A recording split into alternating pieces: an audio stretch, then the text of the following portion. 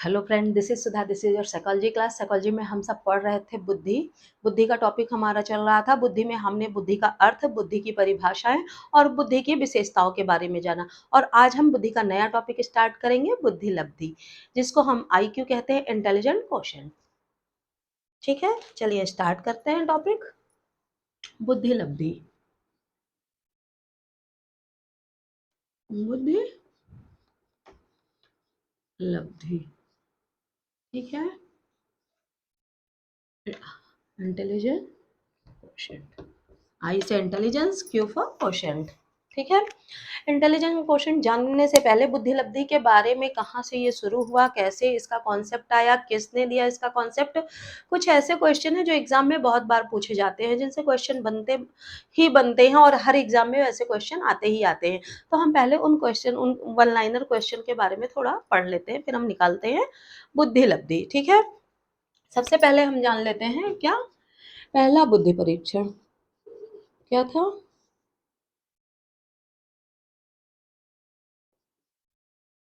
पहला बुद्धि परीक्षण 1904 में किसने दिया? बिने, जिनको बिने स्पेलिंग ये है, ने दिया। ठीक है, पहला बुद्धि परीक्षण कब हुआ था? 1904 में। किसने किया था? बिने ने किया था। और फिर यही बुद्धि परीक्षण 2005 में फिर रिवाइज होके आया। कैसे आया?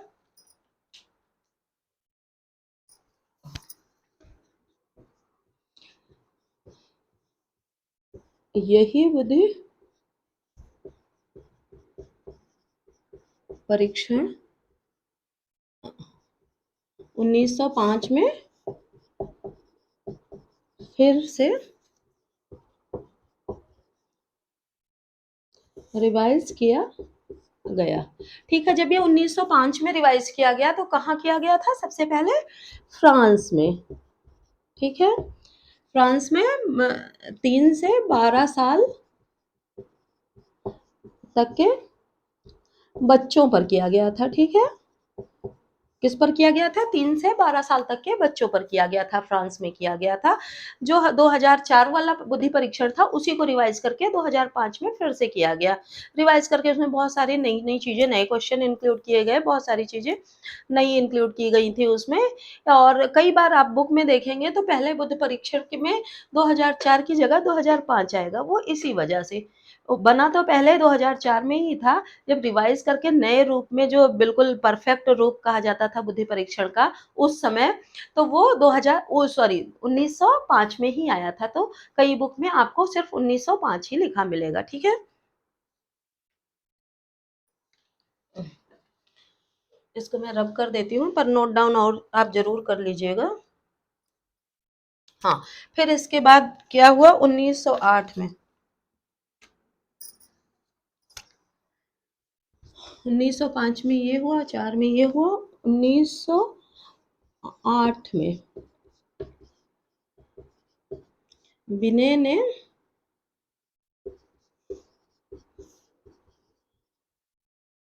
मानसिक आयु के संप्रत्यय के बारे में बात की। सबसे पहले मानसिक आयु का संप्रत्यय किसने स्टार्ट किया था? बिने ने स्टार्ट किया था। ये क्वेश्चन बहुत बार पूछे गए, कई सारे को सॉरी, कॉम्पिटेटिव एग्जाम में पूछे गए हैं कि मानसिक आयु यानी मेंटल एज का संप्रत्यय किसने दिया था? तो बिने ने दिया था। सब शुरुआत इसकी कॉन्सेप्ट की उन्होंने 1908 में स्टार्ट किया था। इसके बाद 1908 में उन्होंने एक टेस्ट किया था। तो उस टेस्ट के माध्यम से उन्होंने मानसिक आयु का संप्रत्यय दिया था। 1908 में उनका क्या था? एक बुद्धि परीक्षण किया था। उन्होंने क्या किया था? बुद्धि परीक्षण किया था। ठीक है, तो उसी बुद्धि परीक्षण में मानसिक आयु शब्द उन्होंने यूज किया था। ठीक है, फिर 1912 में क्या हुआ? 1912 में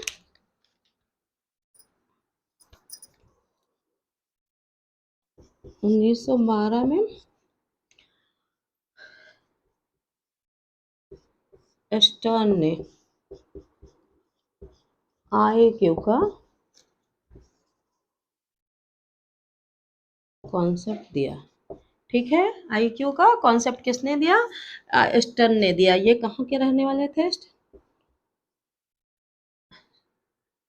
स्टैनफोर्ड के रहने वाले थे। तो इसी वजह से इसको स्टैनफोर्ड का ही स्टैनफोर्ड बुद्धि परीक्षण ही कहा जाने लगा था। स्टैनफोर्ड के रहने वाले थे स्टर्न, तो इस इन्हीं के नाम पे स्टैनफोर्ड बुद्धि परीक्षण पड़ा, या बुद्धि लब्धि निकालने का सूत्र जो आया, आईक्यू का सूत्र जो आया, ये इन्हीं के नाम पर आया। ठीक है, इसको नोट डाउन कर लीजिए। हम आगे बढ़ते हैं कि ये आईक्यू है क्या। आई होप आप सबने इसको नोट डाउन कर लिया होगा। नोट डाउन नहीं किया है तो वीडियो रिप्ले कर लीजिएगा। अब हम आते हैं आईक्यू पे।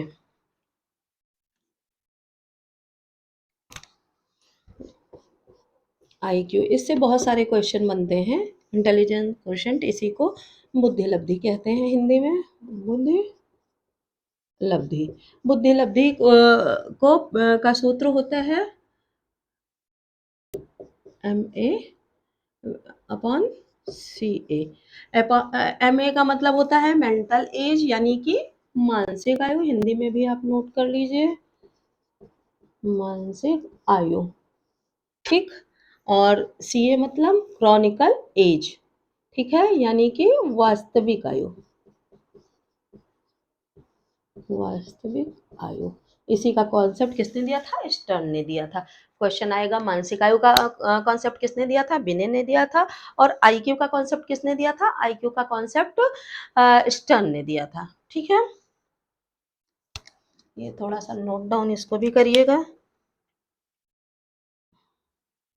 जब इन्होंने स्टर्न ने इसको दिया, स्टर्न ने, तो उन्होंने इस समय कहा कि बुद्धि लब्धि किसको मापा भी जा सकता है। इससे पहले कोई भी नहीं जानता था कि बुद्धि लब्धि मापी जा सकती थी। इन्होंने सबसे पहले यह संप्रत्यय दिया और बताया कि बुद्धि लब्धि को मापा जा सकता था। उसी के आधार पर उन्होंने आईक्यू टेस्ट बनाए। ठीक है, फिर इसके बाद आया टर्मन। ये कब की बात है? 1912 की।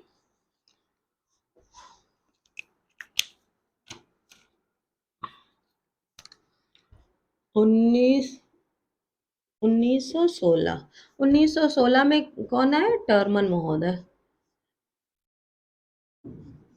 टर्मन ने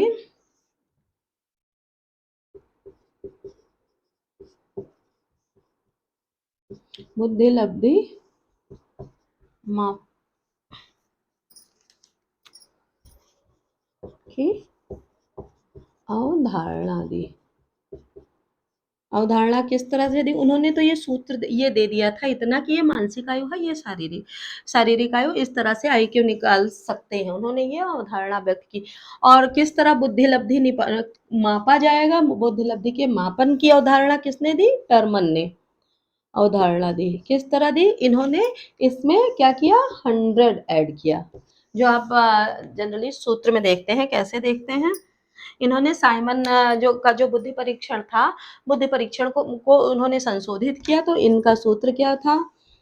इन्होंने 100 की अवधारणा को इसमें मिक्स कर दिया। आईक्यू इस MA अपॉन CA इंटू 100 कर दिया। ठीक है, तो इस तरह से इन्होंने ये बताया कि इस सूत्र के माध्यम से किसी भी व्यक्ति का, बच्चे का, इंसान का आईक्यू मापा जा सकता है। अब कैसे मापा जा सकता है? एग्जाम में ऐसे भी क्वेश्चन आते हैं। मानसिक आयु दे दी आपको, मानसिक आयु और वास्तविक आयु दे दी, और आपको आईक्यू निकालना रहता है। ऐसे भी क्वेश्चन आ जाते हैं। कई बार रहता है कि आपको आईक्यू दे दिया और वास्तविक आयु दे दिया, आपको मेंटल एज निकालनी रहती है।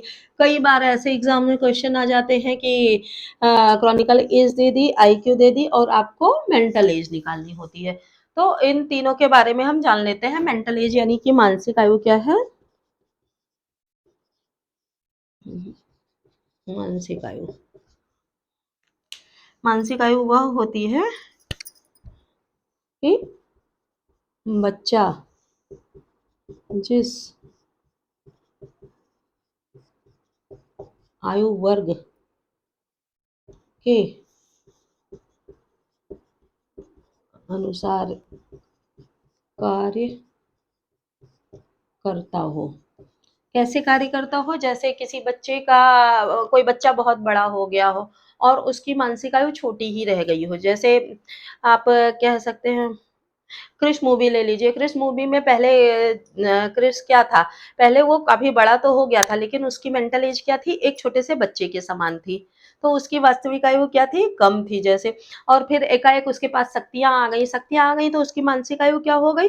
एज तो उसकी वही रह गई, पर उसकी मानसिक आयु बहुत बढ़ गई। उसके आयु के और सारे बच्चों के समान इससे ज़्यादा बढ़ गई। जैसे मैथ्स के सम्स दिए जाते थे और बच्चे लगाते थे, पर वो फटाक से लगा के बता देता था, जबकि उससे पहले उसकी मानसिक आयु क्या थी? मानसिक आयु बहुत कम थी। वो अपने एज ग्रुप से काफ़ी बड़ा भी लगता था और अपने एज ग्रुप के बच्चों के बराबर के सवाल भी नहीं हल कर पाता था। तो इसको कहते हैं मानसिक आयु। फिर आते हैं शारीरिक आयु पे।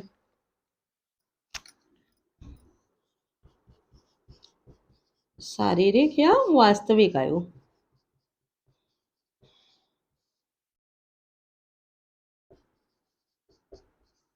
किसी के जन्म तिथि के अनुसार।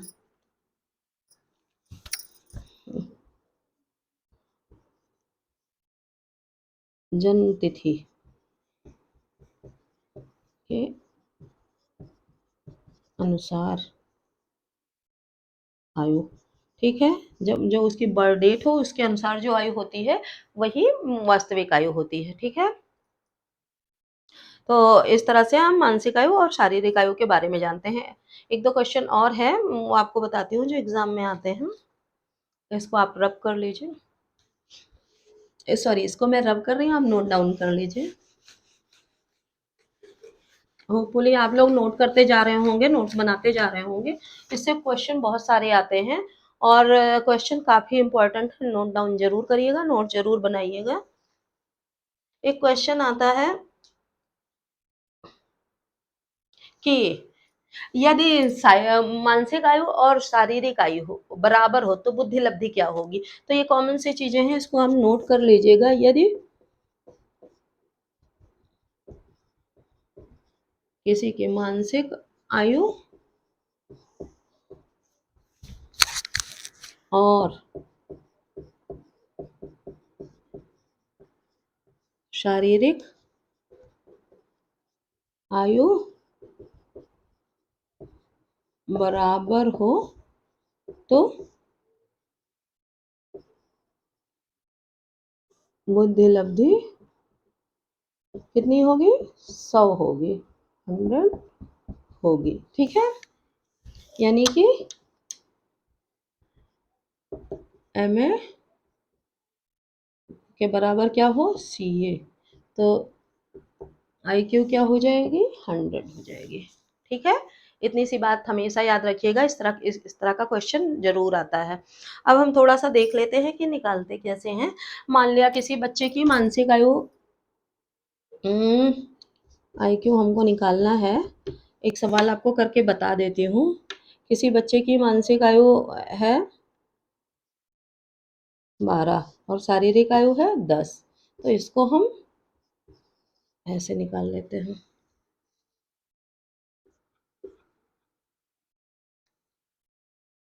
यानी कि 120 इसकी क्या आ जाती है? आईक्यू क्या आ जाती है? 120 आ जाती है। यानी कि ये काफ़ी होनहार बच्चा है, प्रखर बुद्धि का है, ठीक है? या किसी बच्चे की मानसिक आयु 7 है और शारीरिक आयु 5 है। अच्छा, कम पा पा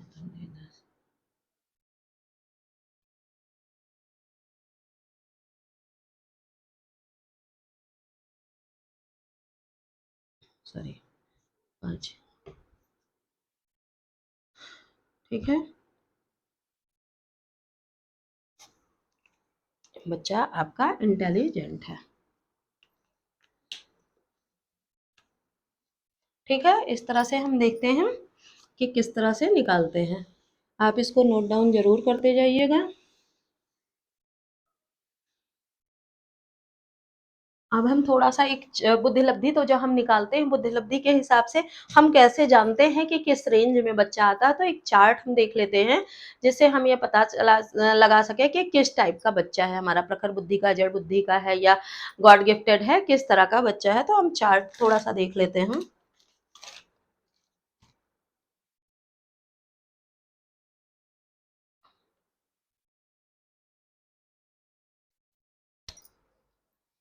ये हमारा क्या है?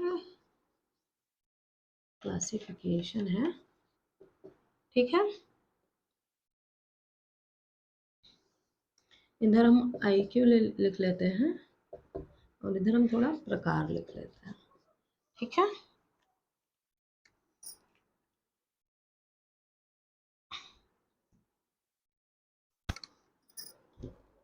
जैसे हमारा 0 से 24 आईक्यू का बच्चा है, तो 0 से 24 आईक्यू का बच्चा क्या माना जाता है? बिल्कुल जड़ माना जाता है, यानी कि मूढ़ जिसको कहते हैं, जिसको कुछ भी नहीं आता, वो कुछ समझ नहीं पाता, ऐसा बच्चा मूढ़ माना जाता है या जड़ बुद्धि का माना जाता है।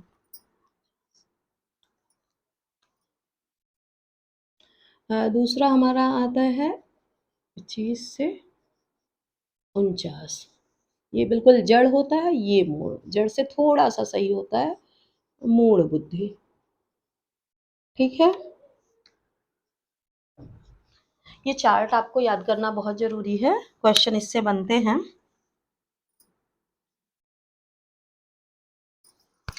तीसरा आता है 50 से 69। ये आपका आता है मूर्ख, जिसको हम कहते हैं इडियट। ये बच्चा मूर्ख होता है।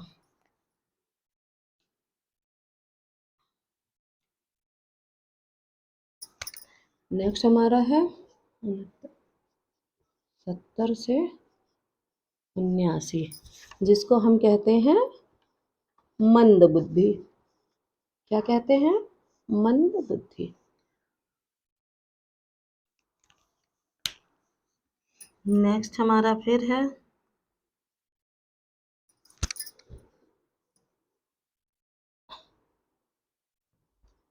80 से 89। ये किस में आता है? सामान्य से नीचे, ठीक है?